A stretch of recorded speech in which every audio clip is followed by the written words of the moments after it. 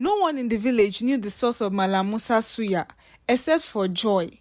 She watched as Musa brought out the body from his giant fridge, placed it on a table, and started cutting. She was terrified and moved backwards to run out of Musa's house, but a plate fell down, making a sound. Musa ran to see who just found out his secret, and it appeared to be his lover, Joy.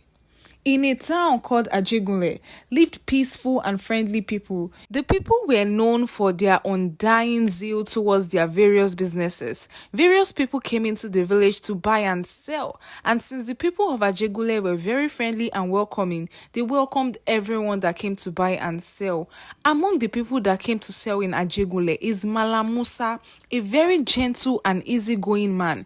He was so gentle, never talks much, except his marketing to his customers. The people of Ajegunle loved Malham Musa so much, and they loved the suya more. Every time they passed a stall, they were welcomed by the aroma of sizzling beef that pulled people like hands to sugar. The people loved the suya so much. It was delicious, spicy, soft, and very addictive. The people knew there was one secret ingredient Malham Musa had to his suya, but they never guessed right. Malham Musa had so many competitors because of his suya. Ever since they came into the town several years ago, the people abandoned their old suya vendors and made him their favorite. The old suya vendors were so angry, but when they ate a suya, they knew why the people chose him over them. They tried all they could to know his secret recipe, but they never did.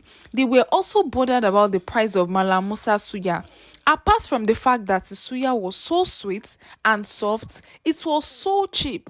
It made the people so angry at the other suya vendors, calling them greedy and selfish. Thinking they hiked the price of their suya, they made Malham Musa their favorite. His suya was so cheap and delicious. The other suya vendors were confused. How is his own so cheap? How can he be selling so low? Doesn't he want to make any gain? They asked themselves, but they never got answers. Most suya vendors left the business because everyone were buying from Malham Musa. Coming to Ajegunle was the best decision Malham Musa has ever made, according to him. In the previous village he was in, he never made sales like he did in Ajegunle town. The people also liked the taste of his suya, but he hardly made any gain. But ever since he moved to Ajegunle town, his sales rise like never before. People from both far and near visited the village to eat the popular Malham Musa suya. His business grew so much, he started by selling with a table on the village streets.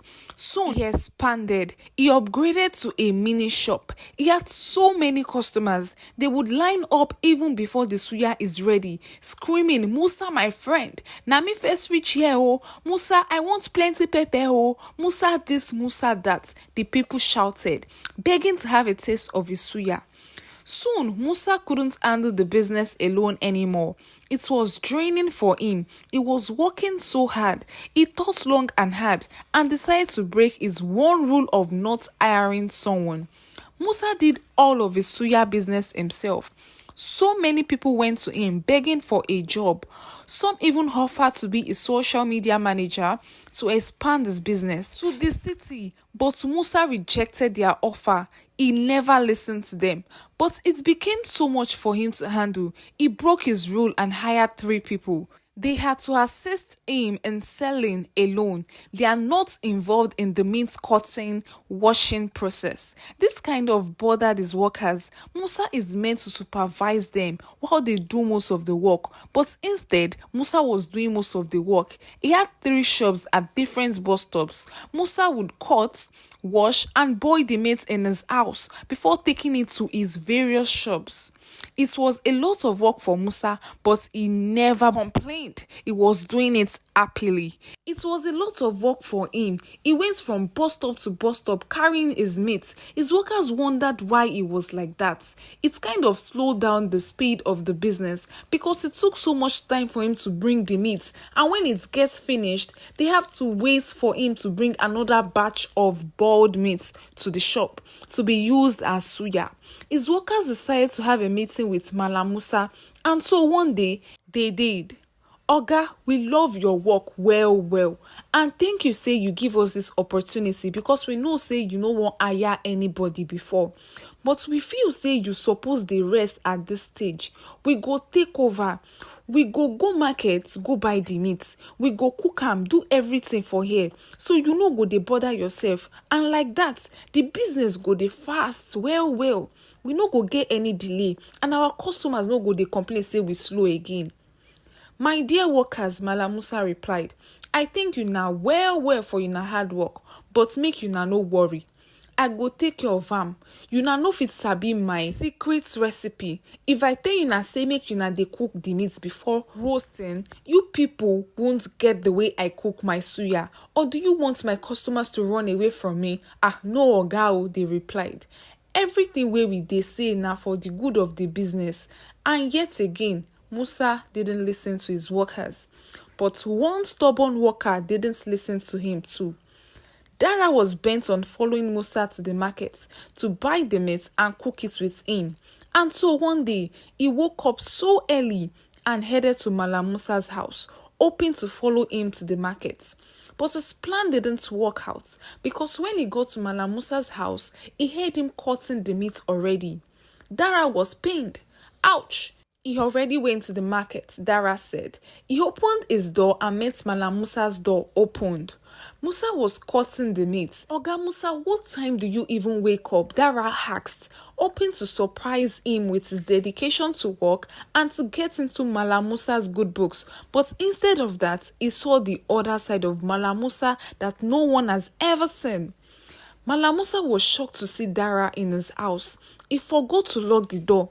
Dara saw the fear in his eyes and was confused. Malham Musa screamed at Dara, you good for nothing boy.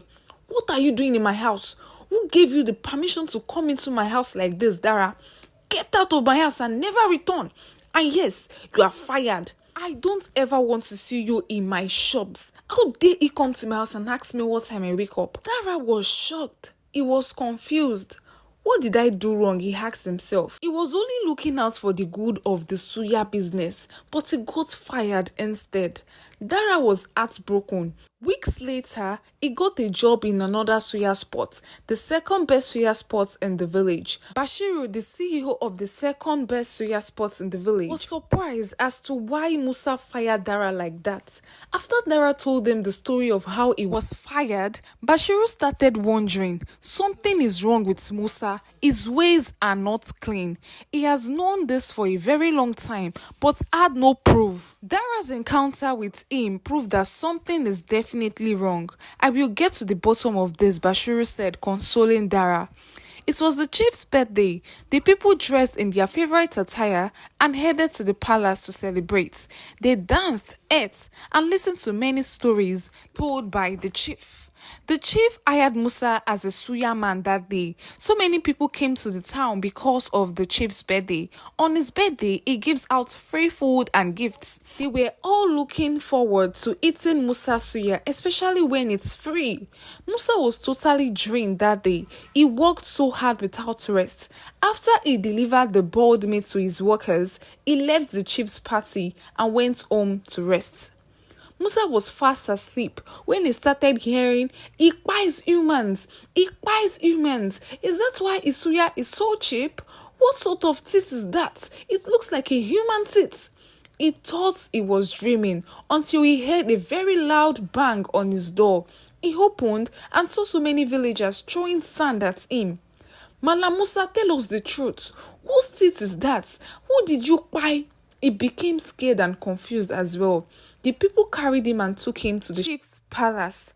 Malham Musa, ever since you came into this town, we've welcomed you and loved you like you are one of our own. Something happened while you were not here. We saw a teeth inside the suya you make. It looks like a human teeth. It doesn't look like that of an animal. So what do you have to say about this? The chief asked. My chief, I love this town like it's my own, and I'll never do such a thing, Malham Musa said, almost crying. This might be a prank or a setup by one of my competitors. As you all know that I have so many enemies in this town. Because of my business, they might have done this, my chief, Musa said, crying. The people fell for his cries and asked him for forgiveness because everyone knows how other suya sellers were beefing Malham Musa, and just like that, he was free again. He continued his business and was more careful this time. Everyone were convinced that Musa had nothing to do with the Tate incident. It was a setup, but Bashiru never believed it. A year after the Tate incident, Musa was on his way to his shop when he sighted a very beautiful lady, a diva, the most beautiful lady he has ever seen. It was love at first sight. The lady Joy laughed at Musa. His mouth was opened and he kept staring at her.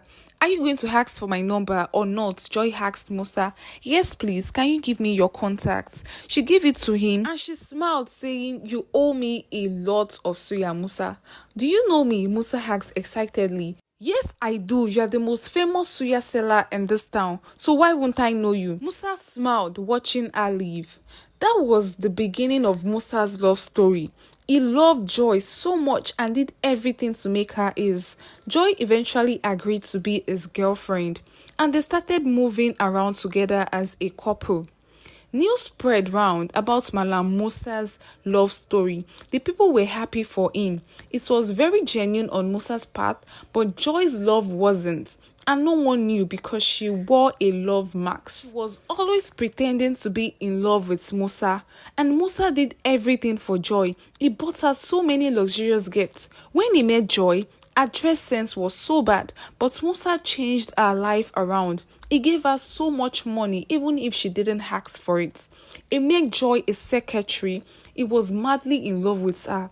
Some people were even jealous of their love story, as Musa's public display of affection was too much.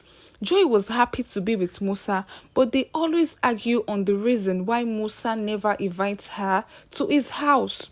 My house smells like rotten meat, Joy. I can't let you come there, Musa would always say. But Joy would always respond saying, I don't care about that. Don't worry, okay? Very soon I'll buy a house in your name and then we can spend so much time there together. Just the two of us, okay? That was his excuse all the time. Joy was used to it. One day, Joy decided to take action. She dressed up and headed to Musa's house. She got there and brought out the key she had stolen from him. She carefully opened the door and stood in a corner peeping. She saw Musa open his giant fridge and bring out a human ham and leg. Inside the fridge were different heads of both men and women. Joy was shocked. She had prayed so hard for the rumor not to be true. During this mission of getting to know Musa, making him fall in love with her and getting into his house, she had somehow fell in love with him. She started crying, regretting why she agreed to take up the mission. She moved back and something fell down, making a sound. Musa ran towards that direction and saw that the one who just caught him is his lover. His eyes became red instantly. He couldn't move. He stood still. Why did you do it? Joy managed to say with tears rolling down her eyes. He had no answer. Joy ran out of the house to Bashiru's house, where she revealed everything she saw in tears. Bashiru immediately went to Musa's house with his men. They saw different human heads inside his fridge, different eyes and skeleton. They took Musa to the chief's palace. He confessed to have been using human meat as suya. He lured homeless women, men and kids into his house, promising to give them free food and shelter. The old villagers were shocked. They've been eating human meat all along. They tried vomiting, but how? They've been eating the suya for so many years now. Musa was arrested and sentenced to life imprisonment. Joy cried so much. She went for a secret mission, but she fell in love instead.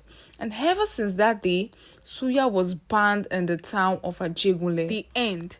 Be careful of where you buy your suya. Sorry guys, this is it about this story. Please tell me your experiences with suya and stuff. Not only suya, but food that you've bought outside and how it went. Like rumors about food. Like some people, they'll say they bought food from a ghost. Now this one, it was using using humans as suya. So let me know what you feel about the story in the comment section. Please do not forget to like this video, support us by dropping a comment in the comment section, and as usual I'll reply because I love you guys so much, and I appreciate you for watching my videos, for constantly replying and watching and referring, sharing to people here, because I believe you guys are doing that. So thank you so much, and see you guys on my next story. Thank you.